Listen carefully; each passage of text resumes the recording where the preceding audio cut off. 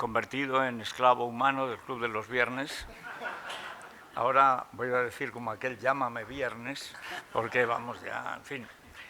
Ahora bien, estar al lado de Stéphane Courtois, que después de aquella magna obra, de cuando se cumplían los 80 años de la caída del muro, ha sido el único que no se ha arrepentido de todos esos eminentes sovietólogos, estudiosos del comunismo, de Berthe, de Margolin, todos se han arrepentido porque hubo un movimiento en Francia que sigue siendo, el comunismo es una patología francesa.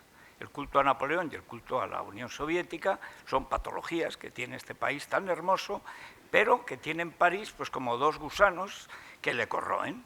Por un lado, quieren ser todos los presidentes de la República emperadores, no reyes, emperadores, y además comunistas, lo cual solo está al alcance de Xi Jinping, como todo el mundo sabe, de manera que Macron no tiene nada que hacer y su señora tampoco. Pero Stéphane Courtois ha prevalecido, ha estado ahí y además ha publicado hace un año y pico, yo lo saqué justo, yo lo entrevisté y está publicada la entrevista en Libertad Digital cuando iba a salir el libro de Lenin. Estaba metido entonces en la memoria del comunismo, chapoteando ahí entre crímenes y esas cosas. Y el buen humor de Stéphane Courtois, sin duda debido a la salud que su reciedumbre moral le procura, porque alguien que está tan sano, tan tal, después de todo lo que trabaja es porque moralmente puede dormir, cosa que sus amigos del libro negro, que si por ellos fuera lo hubieran dejado en gris, pues naturalmente no pueden permitirse. Es un verdadero honor. En general, la historia de los que han intentado comprender el régimen comunista es tan larga como el comunismo mismo. Cuando yo empecé a trabajar en memoria del comunismo había dos cosas que no sabía. Lo primero, muchas cosas de la Guerra Civil Española, y lo segundo, hasta qué punto en el primer mes de dictadura de Lenin, después del golpe de Estado, ya empezaron los testimonios de las masacres. Ya hubo gente, desde el principio, el más importante, nada menos que Kautsky, que era el jefe de la socialdemocracia, cuando la socialdemocracia, desde el principio, fue anticomunista. Aquello duró poco, pero ahí está ese testimonio. Y, sin embargo, con el paso de los años, los comunistas siempre han sabido darle la vuelta a quien han denunciado con nombres, apellidos, pruebas y luego con la inmensa estadística de sus crímenes, siempre ha podido darle la vuelta a lo que debería ser una propaganda para liquidarlos y convertirse además en las víctimas de una persecución. La historia del comunismo, el siglo y pico que lleva vivo, y lo que te rondaré, Morena, es la historia del triunfo de la mentira basada en el terror y reduplicada en la mentira. Es el terror para que asuman la mentira los que viven en un régimen comunista y la mentira basada en el terror civil para los que, no estando en un régimen comunista, tienen que respetar o considerar respetable o por lo menos no atacar la ideología comunista. Esto es lo verdaderamente trágico de la caída del muro. El muro no cayó, el muro se hundió, pero inmediatamente fue reconstruido. El muro no cayó en China, el muro no cayó en Vietnam, el muro no cayó en Nicaragua, el muro no cayó en Cuba. El muro no cayó en ningún partido comunista. Ningún partido comunista se disolvió cuando cayó el muro y 2 años después se estalló, se implosionó la Unión Soviética. Los que habían caído o habían abrazado el eurocomunismo fue antes de la caída del muro. Cuando vieron que la pobreza, la miseria era tan evidente en los países comunistas, era evidente en Alemania, porque es que Alemania quiso competir con Alemania. Y eso, pues claro, dio lugar a una desigualdad brutal. Pero en lo que son las fuerzas verdaderas del comunismo, que desde el principio han sido los intelectuales y los medios de comunicación, esos son los verdaderos agentes comunistas. Los partidos comunistas nunca han sido de la clase obrera, Jamás, nunca ha habido un movimiento obrero comunista. Al contrario, los sindicatos, tanto socialdemócratas como, digamos, corporativistas de la derecha o como en Estados Unidos, pues de otra clase, han sido siempre anticomunistas. Ningún trabajador de verdad ha querido ser comunista ni imponer el comunismo. Es una cuestión de los intelectuales, de los cuales Lenin es el mejor ejemplo, y la biografía, el gran libro que ha hecho Stéphane Courtois de Lenin, que me he juramentado con Julia Escobar, que vamos a conseguir que se traduzca en España, Lenin o la invención del totalitarismo. La idea de una sociedad totalitaria la lleva a cabo un intelectual, un vago. Esto nos sorprenderá que un comunista sea un intelectual y un vago. Esto es casi una continuidad, pero extraordinaria. O sea, no hay un solo dictador comunista que haya trabajado ni un día en su vida. Nunca trabajó Fidel Castro, nunca trabajó Mao Zedong, nunca trabajó Lenin, y Stalin trabajó robando bancos, que es un trabajo, pero era un trabajo para Lenin, para que Lenin pudiera vivir sin trabajar, con lo cual, digamos que tenía un eximente dentro de sus crímenes. Nunca trabajó Ho Chi Minh, nunca ha trabajado Maduro, eso de que conducía autobuses es falso, nunca trabajó Hugo Chávez. No conozco ningún líder comunista, y por supuesto en España todos ustedes saben que jamás trabajó nadie. Nadie. Entonces, ¿en qué consiste el comunismo? Porque el comunismo, a pesar de que ayer Televisión Española, aprovechando que faltaban unas horas para el día de reflexión, habló de la caída del muro sin nombrar la palabra comunismo, parece que fue un problema en una calle de Berlín, problema de tráfico y... Urbanismo. Sí, exactamente, un problema urbanístico. Y todos saben que el problema con las recalificaciones pues lleva a veces a una parálisis de barrios completos. No eran los comunistas los que disparaban, no, había un problema. Es que los alemanes son un poco raros, pero hubo un día en que de pronto dijeron, ¿y por qué no estamos juntos otra vez? Y estuvieron juntos otra vez. Total, había una valla que fue muy sencillo de quitar, nadie disparó y por lo tanto no pasó nada. Bueno, lo único que pasaba es que para entonces había 100 millones de muertos a causa de esa ideología criminal que había levantado el muro.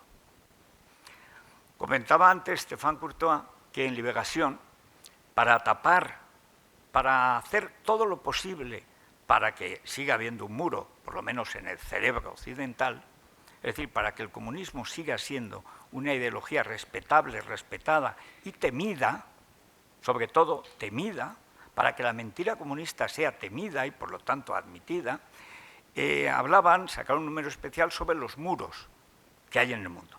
Hay muchos muros. O sea, está, por supuesto, el muro entre México y Estados Unidos, está el muro entre hombres y mujeres, está el muro entre padres e hijos, entre abuelos y nietos, está el muro entre la España vacía y la llena.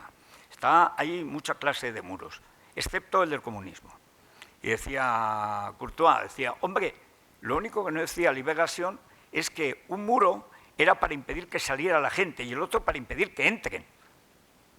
Lo cual es exactamente lo que pasa, da igual. Indiferente al hecho de que fue el comunismo el que tuvo un traspiés, inesperado absolutamente, pues hablaron de ese problema urbanístico de Berlín. No sé si alguno sacó un adoquín. Bueno, uno recientemente, Rivera, sacó un adoquín de Barcelona. Podía haber sido un pedazo del muro.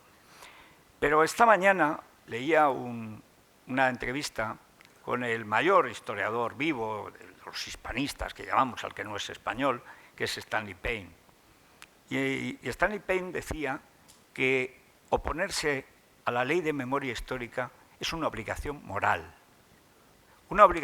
de todo historiador y de cualquier ciudadano.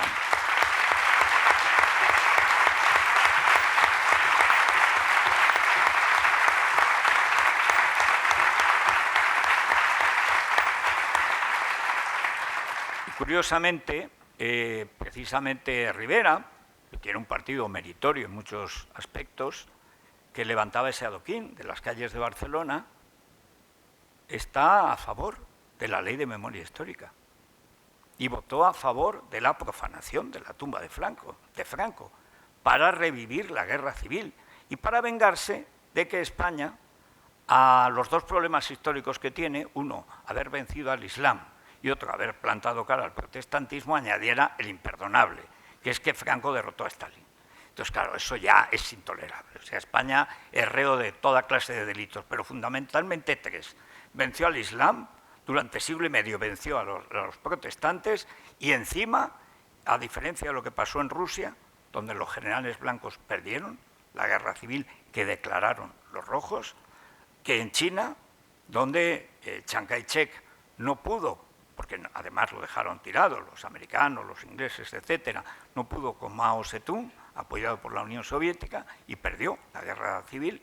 En cambio, en España la guerra civil la ganaron los blancos, y la perdieron los rojos, y naturalmente eso es intolerable. Así que se ha hecho una ley de memoria histórica para condenar el hecho nacional que fue la transición, por el cual el hecho de ser español y vivir en libertad era más importante que cualquiera de los dos bandos a los que familiarmente todos pertenecíamos, porque quien más que menos tenía una familia o en su propia familia o adjunta de los dos bandos, a veces la misma familia era de dos bandos diferentes a lo largo de 3 generaciones. La ley de memoria histórica es una ley de enaltecimiento del comunismo, porque es buscar que lo que se derrotó en España, que es el establecimiento de un régimen comunista, sea reivindicado como un error, como el mayor error histórico que hemos cometido los españoles. Y el segundo fue la transición, que es haber pasado de la dictadura militar que salió de esa guerra civil a una democracia nacional, a una democracia entre hermanos, a una democracia entre españoles. Esto es lo terriblemente grave de la situación del comunismo en España. El comunismo está avanzando en todo el mundo de nuevo con un poder tecnológico como no ha tenido jamás. Es verdad que en Alemania se han reunificado. Es verdad que algunos pocos países del este de Europa han hecho un paso, han dado algunos pasos hacia el Estado de Derecho y hacia la propiedad privada, que es la base de todo. El comunismo es ante todo una ideología y una teología contra la propiedad, que supone contra la libertad y contra cualquier legalidad que no sea la del poder político. Pero en China hay 1.400 millones de personas que han visto cómo este año pasado Xi Jinping, su dictador ya eterno, o sea, nunca habrá elecciones en China, no las ha habido, pero es que además nunca las habrá, porque ya será dictador perpetuo. Xi Jinping reivindicaba a Lenin como el origen, no a Mao, a Lenin como el origen del régimen comunista chino. Régimen que es hoy el segundo más poderoso del mundo, y dado que el primero, que son los Estados Unidos, ha decidido abdicar de su responsabilidad y retirarse a su tierra tranquilamente, para que no le digan Yankee go home, pues se han ido a home, y mientras en Rusia el KGB, por uno de esos tíos que estaban precisamente en el muro de Berlín disparando a los que querían huir hacia la libertad, es Putin, un sicario, un bopo, un miserable, un asesino, pues se está reconstruyendo la antigua Unión Soviética, admitido además que es el único que puede poner un cierto orden en Oriente Medio, mientras China se ve adjudicado todo el Pacífico. De manera que los comunistas están más fuertes que nunca, tienen un poder tecnológico que no han tenido jamás y encima tienen mucho dinero. Tiene mucho dinero China y tiene mucho dinero el narcocomunismo caribeño, que en estos momentos lleva a cabo una tarea de demolición de las democracias en Iberoamérica. Por desgracia, prácticamente quedan 3 países poderosos democráticos, que son Chile, Ecuador y Perú, a por los que va lo que salió justo inmediatamente después de la caída del muro. El muro se reconstruye en el Foro de Sao Paulo a través de movimientos que van desde la teología de la liberación en Nicaragua, los movimientos llamados anarquistas, es decir, comunistas de estilo anarquista o terrorista, que empieza en Seattle, en Génova, etcétera, hace ya 20 años, y que tiene en el éxito de la dictadura política con la mafia económica del Partido Comunista Chino, pues una reserva casi inagotable. Y en el caso de ese triángulo, las FARC, Caracas, La Habana, que es el verdadero alimento del Foro de Sao Paulo, tiene ahora con México y con Argentina dos peones capaces de cargarse pues, a lo poco que queda de libertad en Iberoamérica. De manera que estamos... por cierto, que no se me olvide, el cártel de propaganda lo dirige José Luis Rodríguez Zapatero, porque es un verdadero cártel de propaganda. El cártel del narcocomunismo, que es ese triángulo Caracas, La Habana, las FARC, ese cártel está dirigido propagandísticamente por José Luis Rodríguez Zapatero, que ha marcado la política exterior española desde que él fue infausto presidente hasta que lo sucedió Rajoy y le encargó la política de Iberoamérica a Zapatero hasta la actualidad con su continuidad hierática y de cartón piedra llamada Pedro Sánchez. España ha desertado de la lucha por la libertad en Iberoamérica, países hermanos o primos, no sé, y asistimos a una situación verdaderamente terrible, infinitamente peor que en la Guerra Fría, porque Occidente ha perdido cualquier conciencia de necesidad moral de luchar por la libertad. Occidente lo que quiere es hacer negocios. Negocios con China, negocios con Rusia y negocios con los cárteles que en la práctica son estos regímenes bolivarianos. Son cárteles del narcotráfico. Caracas, en vez de Venezuela, le podría llamar el cártel de los soles, porque es el 90% de la cocaína que va, por ejemplo, a Europa. Esa cantidad de dinero, con esa cantidad de propaganda y con esa cantidad de profesores dispuestos a lavarnos el cerebro a todos, eso es lo que es el comunismo hoy. Y eso es lo verdaderamente terrorífico. Yo quiero terminar llamando a una cosa, a no olvidar nunca a los que murieron en España por el comunismo. En España el comunismo ha matado a decenas de miles de personas, directamente. Los ha matado en las checas, los ha matado en las iglesias, los ha matado en el campo incluso de batalla, de una guerra civil que no tenía por qué haber sucedido nunca, si el Partido Socialista no se hubiera empeñado en convertir a España en una nueva Unión Soviética.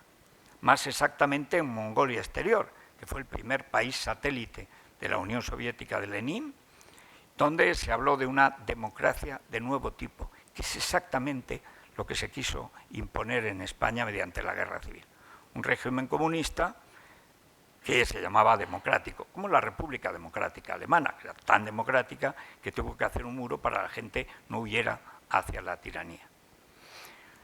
Creo que la situación en España es lamentable, pero que hay instituciones como las que hoy nos convocan, empeñadas, como empieza a haber instituciones académicas al margen de los gobiernos, al margen de los partidos políticos, en Estados Unidos, en Alemania, en Gran Bretaña y en Italia, que por su cuenta están repensando la naturaleza técnica de este nuevo comunismo, porque la naturaleza ideológica y moral es la misma, siempre es la misma.